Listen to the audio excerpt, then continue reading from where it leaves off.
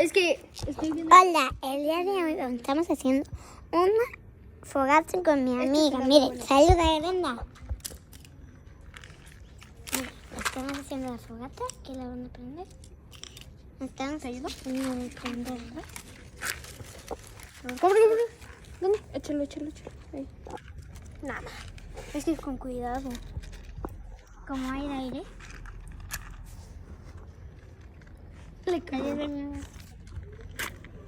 Aquí estoy.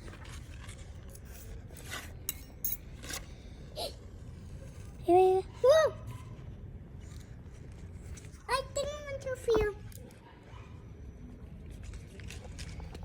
No, se fue la fogata. No, tonto. No. Soy tonto. Tengo mucho frío.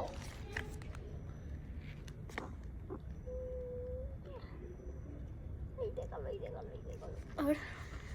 ¿Y otro?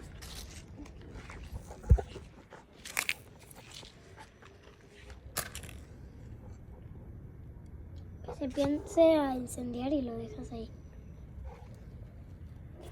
A ver, cuidado.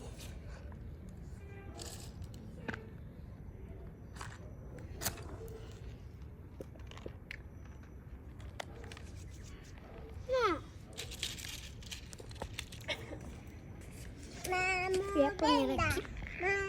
Espera.